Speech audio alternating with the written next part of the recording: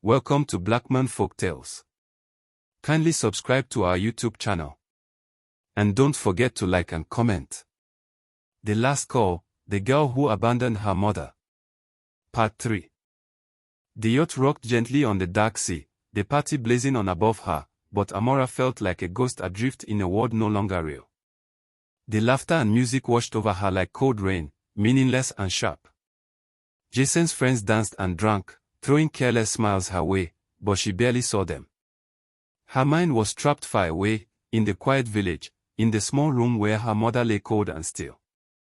The message from the neighbor burned in her pocket, each word cutting deeper into her soul. Mama has passed. She called your name before she died. The truth echoed mercilessly in her head. Her mother's last breath had been spent in longing for a daughter who had abandoned her for glitter and false promises. A heavy weight settled on Amora's chest, crushing her. She staggered to the rail of the yacht, gripping the cold metal, staring blindly at the dark waves below. Fireworks exploded overhead, brilliant and empty, their light reflecting on the restless water. The guests cheered, toasting Jason's birthday, celebrating life and wealth. But for Amora, the world had turned to ash. Her eyes filled with tears as memories flooded her, Mama Abel's gentle hands braiding her hair as a child, her soft songs in the kitchen, the quiet prayers whispered at dawn. She remembered the nights her mother sat awake beside her fevered bed, the sacrifices made without complaint, the love given without measure. And what had she repaid that love with? Scorn. Betrayal. Cold words and cruel laughter. She had spat on her mother's sacrifices, chasing a dream that now felt hollow and sickening. The necklace, the family treasure, lay far away on a lonely bed, untouched, unwanted. Amora pressed a trembling hand to her chest, the weight of her guilt dragging her down. She wanted to scream, to tear the sky apart, but the music drowned her grief. Jason came to her side, his arm slipping around her waist, his voice smooth and careless. "Babe, forget that message. Your mom was old. These things happen. You have me now. We have this life. Don't ruin it." His words cut like knives, and in that moment, Amora saw him clearly, saw the emptiness in his eyes, the lies in his smile. She had traded her mother's love for this nothing. Her stomach twisted with shame and sorrow. She pulled away from him, wiping her tears with shaking hands. The fireworks burst again, filling the sky with light, but Amora stood in darkness, her heart breaking. She had won the world, but lost her soul. The party raged on without her, the music swelling louder. But she was no longer part of it. She was alone, utterly and forever alone, trapped in the silent prison of her regret. The air in Nigeria felt heavier than Amora remembered as she stepped off the plane, her heels clicking sharply on the dusty tarmac. The bright sun above did not warm her heart, instead, its glare made her squint, her eyes aching from the sleepless flight and the sorrow weighing on her chest. The smell of earth, old smoke, and wet cement greeted her like an old ghost she had tried to forget. Her designer handbag hung limply from her shoulder, out of place in this world of cracked walls and faded colors. As she moved slowly through the small airport, strangers' eyes followed her, some curious, some hostile, as if they could sense the guilt wrapped around her like a cloak. Every step toward the exit felt heavier, slower, as if the very ground wanted to drag her back to the scene of her betrayal. The house where Mama Abel had died waited somewhere out there, silent and cold, and Amora felt fear tighten around her throat. How could she face it? How could she step through that door knowing she had let her mother die alone? The drive to the village was long and quiet. The taxi driver said little, glancing at her through the rearview mirror with silent judgment. The roads were familiar but strange, lined with the same old shops and tired faces, but they felt different now, full of things lost and ruined. Amora stared at the window as the houses turned smaller, poorer, the city fading behind them. Her chest ached with every passing mile, the weight of her mother's memory growing heavier with each turn. She remembered the dusty path where Mama Abel used to walk with her basket of fruits, the corner where she'd once waited after school, waving to her mother's smiling face. Now those places seemed haunted, darkened by absence. The taxi slowed as they entered the village, the driver clearing his throat. "Madam, this is the house, ABI." Amora looked up. There it was, the small, crumbling house with the sagging zinc roof, its walls faded and cracked. It looked smaller than she remembered, older, as if it too had aged and withered in her absence. Her heart squeezed painfully as she stepped out into the dry, still air. The door creaked open with a soft groan as she pushed it gently. The house smelled of old herbs, dust, and sorrow, scents that once meant home but now stung her eyes with tears. The sitting room was just as she had left it, the one chair by the window, the small table with the cracked top, the faded curtains swaying in the breeze. But the silence was complete, thick and suffocating. No sound of her mother's soft cough, no gentle humming from the kitchen. Only emptiness. Amora stood frozen in the doorway, her eyes scanning the room as memories flooded her mind. She could almost see Mama Ebo there, wrapped in her shawl, smiling tiredly, reaching out with thin arms. But there was no one.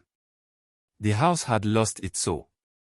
Her suitcase slipped from her hand, forgotten, as she moved slowly through the room, her fingers brushing the dusty surfaces as if to gather the fading warmth of her mother's touch. But it was gone. Everything was gone. And in that terrible silence, Amora felt her heart begin to break. The bedroom door creaked as Amora pushed it open, revealing the small, dim space that had been her mother's world for so many years. The air was thick with the scent of old soap and dry leaves, the curtains drawn halfway across the cracked window. On the narrow bed lay the blanket, still rumpled from that final night when Mama Ebo had struggled alone against the darkness. Amora's chest tightened painfully as her gaze fell upon the small table beside the bed, the same table where her mother had kept her medicine, her water glass, and the little wooden box. The box sat open now, its lid tilted back, revealing the necklace inside.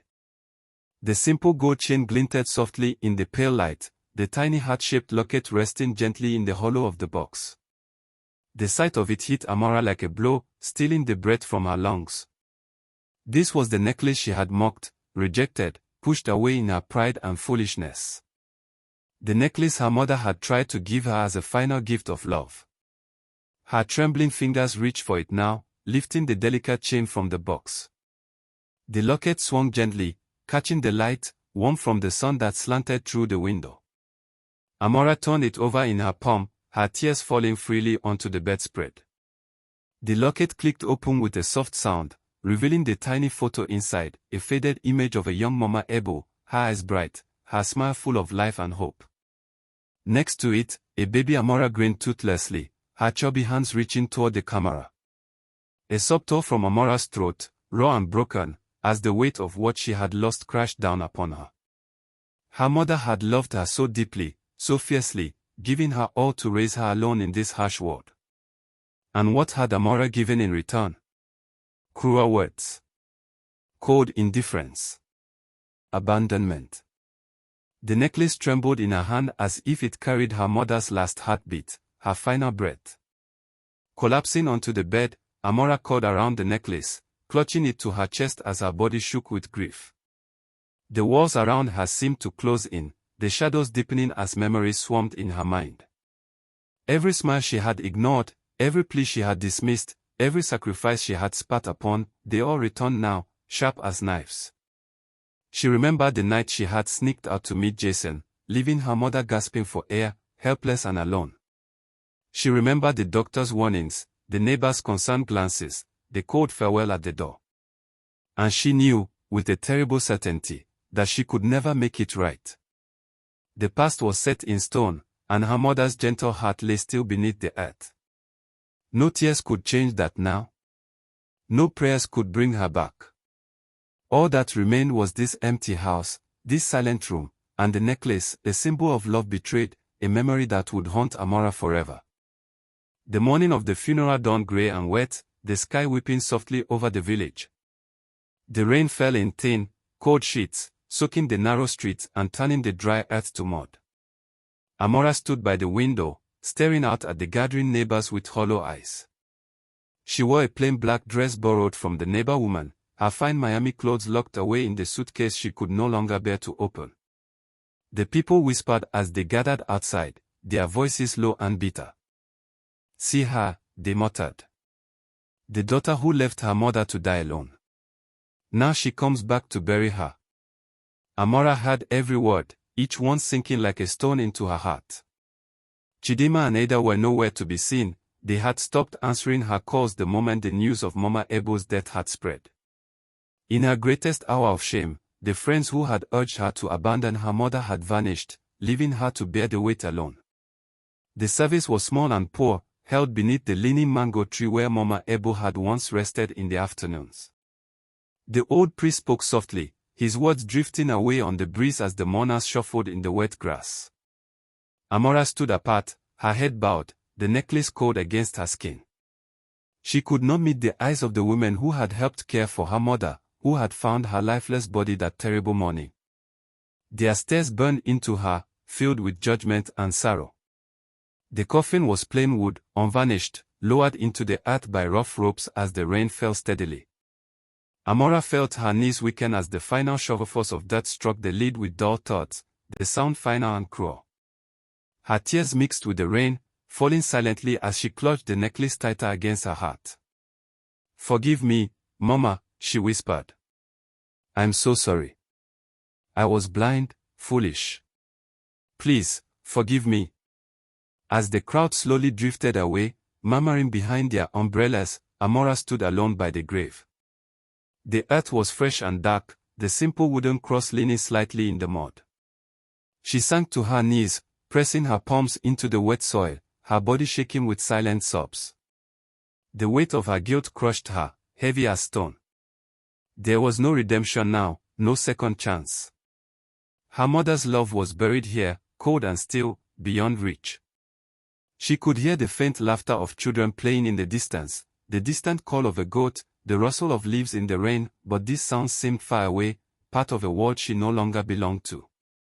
Amora bowed her head low, the necklace slipping from her fingers to rest on the grave. "Rest now, Mama," she whispered, her voice breaking.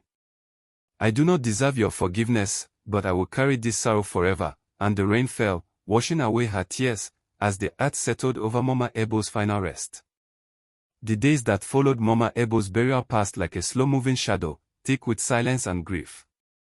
The village, once bustling with the chatter of neighbors and the sounds of life, felt empty to Amora as she wandered the narrow paths with vacant eyes. The house no longer felt like a home, it stood like a grave itself, its walls holding the quiet echoes of her mother's laughter, her coughs in the night, her whispered prayers at dawn. Amora could hear them all now, too late, always too late. She moved from room to room, tracing the faded patterns on the walls with trembling fingers, touching the empty cooking pots, the bare bed frame, the old stool by the door where Mama Ebo used to sit and wait for her return. But she had never returned, not when it mattered.